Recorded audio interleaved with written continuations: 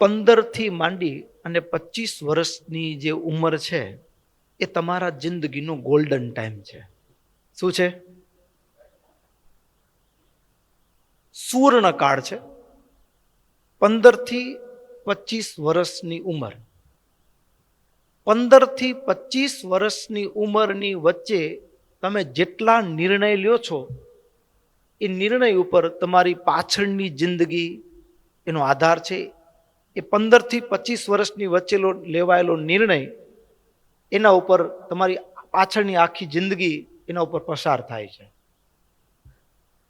એક સિમ્પલ એક્ઝામ્પલના રૂપમાં કહું તો 10મા ધોરણનો વિદ્યાર્થી 10મું ધોરણ પૂરું કરશે એટલે એના ઉપર એની પાસે વિકલ્પો હશે. કોમર્સ, આર્ટ્સ, સાયન્સ કે પછી ડિપ્લોમા જેવા કોર્સો હશે, કે પછી વચ્ચેથી પણ આઈટીઆઈ જેવા કોર્સો પણ ઘણા આવતા હોય. વાયરમેનના હોય, મેકેનિકના હોય, ઘણા બધા હોય, કાર્પેન્ટરીના હોય. તો તમે જે એક નિર્ણય લ્યો કે મારે આર્ટ્સ કરવું છે, કોમર્સ કરવું છે, સાયન્સ કરવું છે, તમારા એક નિર્ણય ઉપર તમારી બિઝનેસ લાઈન સેટ થાય. શું સેટ થાય? ઉંમર કેટલી હોય? તમે જ્યારે નિર્ણય લ્યો કે મારે કોમર્સ, આર્ટ્સ કે સાયન્સ, ત્યારે તમારી એજ કેટલી હોય? 15 વર્ષ. 15 વર્ષ પૂરા થયા 10મા ધોરણના વિદ્યાર્થીને 16માં પ્રવેશ કરે. બરાબર? તમે એક કોર્સ ચોઈસ કરો એના ઉપર તમારી આખી ભવિષ્યની એક નીંવ પડતી હોય છે. બરાબર? પછી એનામાં ડિટેલિંગ આવતું જાય. 12મું ધોરણ તમે સાયન્સ રાખ્યું, 10મા ધોરણ પછી 12મા ધોરણને પાસ કર્યું એટલે તમારી પાસે હવે એનામાં ડિટેલમાં જવાનું આવે. સાયન્સમાં પણ 10મા ધોરણમાં 2 ઓપ્શન હોય, મેથ્સ કે બાયોલોજી, ગ્રુપ 1 કે ગ્રુપ A કે ગ્રુપ B. એનામાં ડિટેલિંગમાં જવાનું આવે. પછી એન્જિનિયરિંગ, તો એન્જિનિયરિંગ પણ સ્પેશિયલી કઈ ફેકલ્ટીમાં. કોમર્સ હો તો પછી એનામાં પણ સ્પેશિયલી શેમાં? બીકોમ, BBA, BCA હોય. પણ મારે જે વાત કરવી છે, 15 થી 25 વર્ષની વચ્ચેનો તમારો નિર્ણય એ તમારું ફ્યુચર સેટ કરે છે. તમારી બિઝનેસ લાઈન સેટ કોના ઉપર થાય છે? 15 થી 25 વર્ષની વચ્ચે લીધેલા એક નિર્ણય ઉપર. શું તમે આ નિર્ણય એકદમ સભાનતાપૂર્વક લ્યો છો? શું આ નિર્ણય તમે સભાનતાપૂર્વક લ્યો છો? પ્રશ્ન એ છે. ઘણે ભાગે નિર્ણય લેવામાં આ ઉંમરની અંદર માણસ એટલે કે યુવાન વિદ્યાર્થી એ પોતાની રિયલ વેલ્યુ કરતા મિસ થતો હોય. એમ ઘણીક વખત એવું હોય, અમારે જે શિક્ષક છે એમના દીકરી હતા, કેપેબલ હતા, પણ પરિવારની ઈચ્છા એવી હતી કે એ 10મા પછી આર્ટ્સ લાઈનમાં જાય અને પછી ઇંગ્લિશ કે કોઈ પણ ટીચર લાઈનમાં. એમ પણ દીકરીએ આર્ટ્સના બદલે કોમર્સ પસંદ કર્યું. શું કામ? તો કે મારી બધી ફ્રેન્ડ કોમર્સમાં છે. પોતાનું કેપેસિટીની અંદર ફેમિલી બેકગ્રાઉન્ડ જોવું પડે, ફાઇનાન્શિયલ સિચ્યુએશન જોવી પડે, પછી પોતાની આઈક્યુ, પોતાની ઇન્ટેલેક્ચ્યુઅલ સિચ્યુએશન પણ જોવી પડે. ઘણીક વખત વિદ્યાર્થી હોય, તમે કદાચ કાબેલ હશો, તમારા રિઝલ્ટનો મને અંદાજ નથી એટલે હું ન કહી શકું એમ, પણ ઘણીક વખત મારે એવું સાંભળ્યું હોય કે આનામાં તો બહુ જબરો પગાર હોય. એક સીએ હોય, એક સાઇન કરે એટલે 10,000 રૂપિયા મળે. આ જોબમાં તો લાખ રૂપિયા સેલેરી હોય.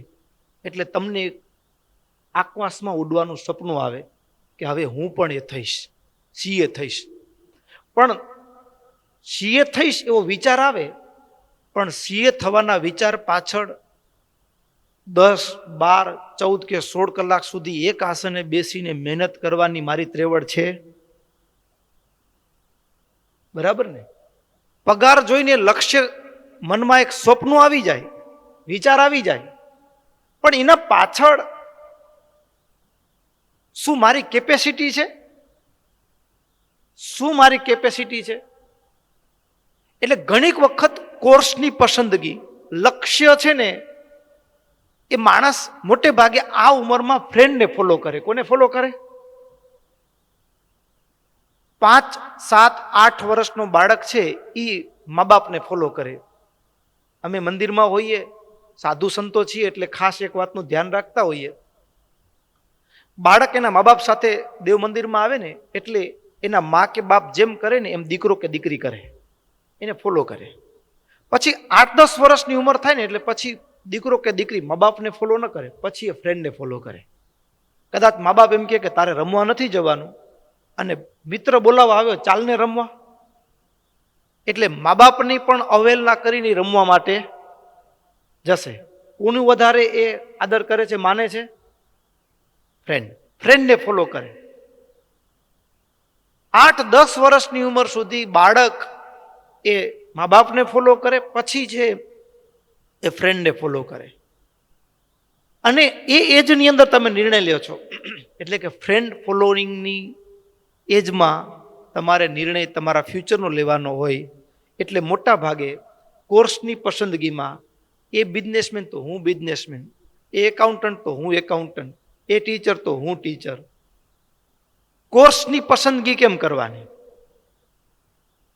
પછી ઘણી વખત માણસ પોતાને અંડર એસ્ટિમેટ કરે, વિદ્યાર્થી પોતાને અંડર એસ્ટિમેટ કરે. ઘણા એવા યુવાનો, એવા બાળકો જોયા કે એનામાં કાબેલિયત હોય, એ સાયન્સનો MBBS સુધીની ક્ષમતા હોય, પણ ક્ષમતા હોવા છતાં પણ મારાથી નહીં થાય, બહુ ટફ આવે એવું સાંભળ્યું હોય. એટલે કાબેલ હોવા છતાં પણ એ લક્ષ્યની નિર્ધારણા કરવામાં એ નીચું લક્ષ્ય રાખે. બરાબર. ત્રીજો, પહેલો તો કે ફ્રેન્ડ ફોલોઈંગના કારણે ફ્રેન્ડે જે લક્ષ્ય પસંદ કર્યું એ કરી લે, એ પણ મિસ્ટેક છે. પછી બીજું તો કે અંડર એસ્ટિમેટ, પોતાની જાતને કાબેલ હોવા છતાં પણ નીચી માની નીચલો કોર્સ પસંદ કર્યો. ત્રીજું ઓવર એસ્ટિમેટ, જેનું એક્ઝામ્પલ હું તમને આપી ચૂક્યો છું કે કાબેલિયત ન હોય પણ પોતાની જાતને ના હું કરી જઈશ, અને પછી એમાં એ ફેલ થાય. ત્રીજું. અને ચોથું, ઘણીક વખત મા બાપના ફોર્સથી કોર્સ પસંદ કર્યો હોય. મા બાપ કે અન્ય સગા સ્નેહીઓ હોય.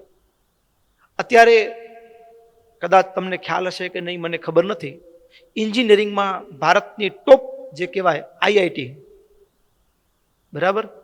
તો ઘણા બધા વાલીઓ એવું હોય કે મારો દીકરો IITમાંથી એન્જિનિયરિંગ થાય, એટલે એના માટેનું અત્યારે એન્ટ્રન્સ એક્ઝામ માટેનું ટોપ સેન્ટર હોય તો કોટા છે. તો ઘણા બધા વિદ્યાર્થીઓને એના મા બાપ કે મારો દીકરો સારી કોલેજમાંથી ભણે એના માટે ફોર્સ કરીને તું ભણ, તું ભણ, તું ભણ, તું ભણ, એટલો બધો ફોર્સ કરીને ત્યાં મોકલ્યા હોય કોટા. અને પછી એ બાળક એ મા બાપનો ફોર્સ અને એનું જે સ્ટ્રેસ છે ને એને હેન્ડલ ન કરી શકે, પરિણામે સુસાઇડ કરી લે. ઘણીક વખત મા બાપને જે એક્સપેક્ટેશન હોય એટલું રિઝલ્ટ ન આવે. તો ચોથું જે કોર્સની પસંદગી છે, લક્ષ્યની પસંદગી છે, એ કોઈકના કહેવાથી, પછી મા બાપ પણ હોઈ શકે, સગા સ્નેહીઓ પણ હોઈ શકે, કોઈ પણ હોઈ શકે. 4 એંગલથી માણસ મોટા ભાગે કોર્સ પસંદ કરતો હોય. અને 5મો જે લાઈન પસંદ કરવા માટેનો બેસ્ટ વે છે, મારી કેપેસિટી કેટલી છે, હું શું કરી શકું છું, મને કેમાં સ્વાભાવિક રુચિ છે, અને આગળ જતા એનો સ્કોપ કેવો છે. આ બધા પાસાઓને ધ્યાનમાં રાખીને લક્ષ્ય નક્કી કરવું એ બુદ્ધિશાળીનું લક્ષણ છે.